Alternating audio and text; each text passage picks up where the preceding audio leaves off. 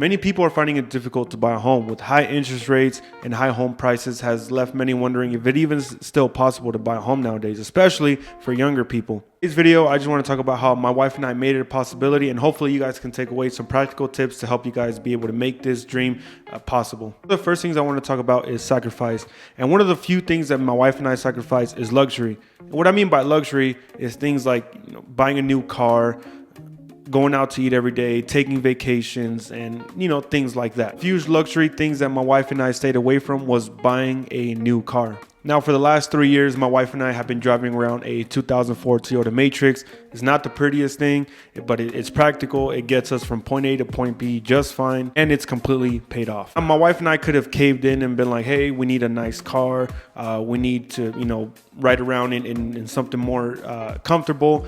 But we had a goal in mind, and one of the things is we made that one car work. So at the time, I lived 10 minutes down the street from work, and so I rode a scooter to work. I've talked about it in my other videos. My wife used that one car, and that's something I also had to sacrifice, was driving a car to work. I rode that scooter in the heat, in the cold, in any type of weather except for snow, obviously, but I made it work. There's a lot of times riding in the cold, riding in like 20-degree weather, where I was like, hey, I should probably get a car. I was close. I mean, I wanted to get another car, but in my mind I was like, that's another insurance bill, that's more maintenance. So I'm like, what, I gotta stick this out. I had a goal in mind. Like I said, again, I knew that it wasn't going to be forever. I just had to just bite down and just continue. Another thing that me and my wife kind of sacrificed was living in a studio apartment. For the past 4 years, my wife and I made a 550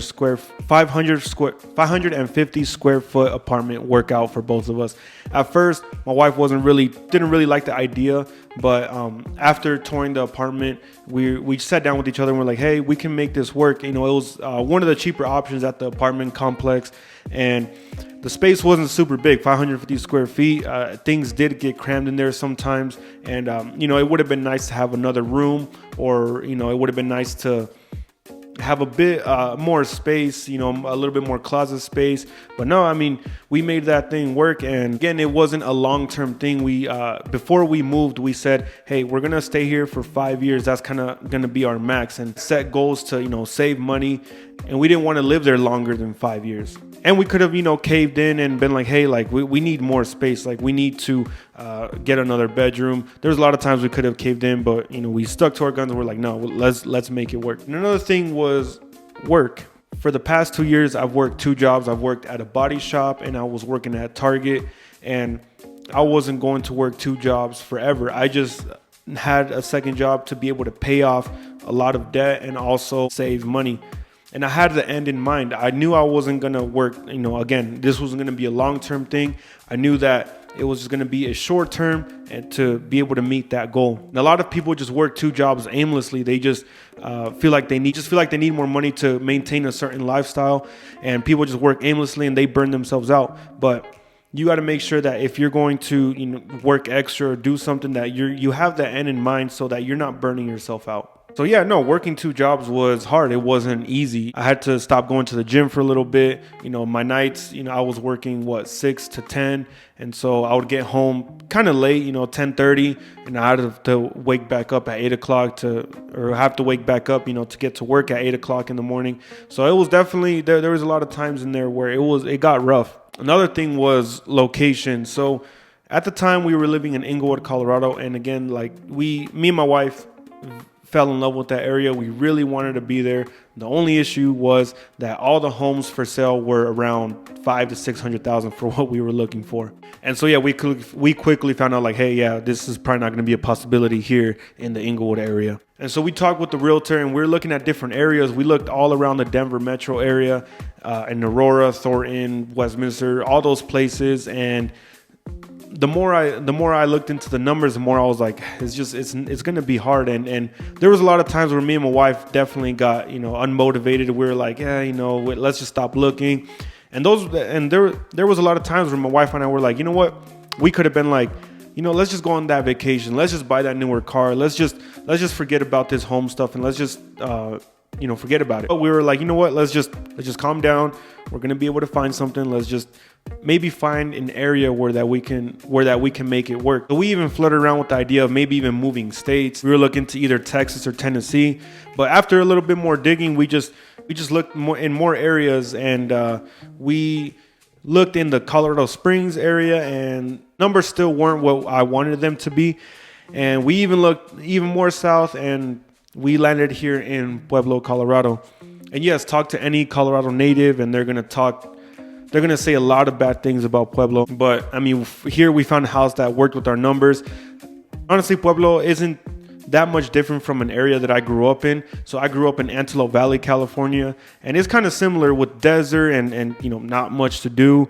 And it was already something that I'm already kind of used to. And I lived everywhere in the Antelope Valley. I've lived in Court Hill. I lived on the east side of Lancaster. I lived in Palmdale. I lived in Lake LA.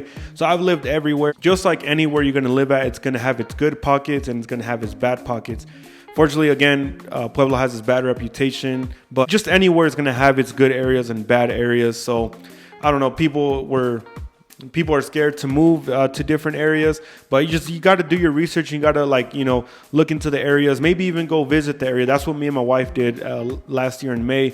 We came down here, we drove around, we got familiar with the area. We kind of looked at areas that we were thinking about moving to, and we said, you know what, we can make this a possibility. Again, although it wasn't in the area that we wanted it to be, we definitely did want to be in the Denver area, but we were like, hey, you know what, let's just start off somewhere. That's another thing, is that your first home it's probably not gonna be your forever home. It's not gonna be like the most magnificent and the most nicest thing. For some people, you might start off in a townhome, you might start off in a condo, you might start off in the outskirts of the city. You just got to start somewhere. People have this fantasy of oh, if I'm gonna buy a home, it's gonna be the nicest home, or it's gonna be in a gray area. It's gonna be, unfortunately, you have to look at the numbers and be like, hey, this probably isn't going to work.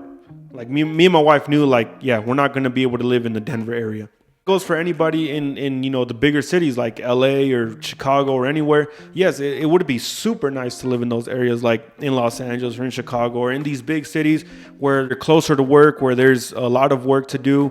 But unfortunately, sometimes you have to sacrifice and you have to make decisions. Wife and I did. We knew that we weren't gonna be able to live in the Denver area, so we moved 2 hours south. Yes, it is far. Yes, it's really out here, but we figured, let's just start somewhere. The thing that I want to talk about was your budget too. So apart from starting somewhere, you have to make sure that your numbers are gonna work. Things that my wife and I wanted to do was, we didn't want to be house poor. We were looking in Denver, and as we were just running through the numbers, we're like, no, you know what? Here in Denver is not going to work out with the mortgage and the cost of maintenance on a house, and just even the cost of living in Denver. We were like, yeah, it's probably not going to be the best. And the home buying process is super emotional. You go to look at houses, and you already see oh yeah, I could build a family here. I can do this and I can do that. And the realtors and the lenders don't help either. The lenders want to give you more money so that, obviously that's how they get paid. And the realtors, obviously, again, they kind of push you to buy something a little bit more expensive, and they sell it too. They're like, oh, it's an investment. You're not going to lose. But you have to cancel all that noise, and you got to make sure that your numbers are going to work. Although we fell in love with a lot of homes in Denver, that were at the top of our budget, we just knew we were like, hey, if we do buy this home at the top of our budget, we're gonna have to work a lot. My wife and I were even thinking okay, you need to get a second job, and I still need to work 2 jobs. Just already planning, we're thinking oh yeah, we're just gonna work hard, but we're like, man, we're gonna be like hamsters running and running and running, and we're gonna burn ourselves out. Now I was already kind of burnt out already from working 2 jobs for 2 years. Something that I didn't want to continue to do, putting all that unnecessary stress on both me and my wife, and we're like, nah, let's just not. So in conclusion, is it still possible to buy a home? Yes, it is. There's just things that you have to sacrifice and things you have to figure out. The ways that you guys can possibly make this dream a reality is, again, sacrifice a little bit of luxury. Maybe hold off on buying that car. Maybe hold off on going on those vacations. Also, work a little bit more, get a second job, and know that it's not going to be forever, but just work a little bit more, save a little bit more, pay off all that debt. And also know that maybe the first home that you buy isn't going to be in the area that you really want it to be at. Maybe you're going to have to move a little bit further. Maybe you're going to have to, instead of looking at a single family, you're probably going to have to settle for a townhome or a condo. And all in all, just make sure all these numbers work within your budget. Make sure that you're not exceeding and putting unnecessary stress on yourself. There you have it, guys. Hopefully you guys can take some practical tips, and hopefully this motivates you guys to make those dreams a reality, and hopefully you guys can buy your first home here pretty soon. Thank you guys for watching.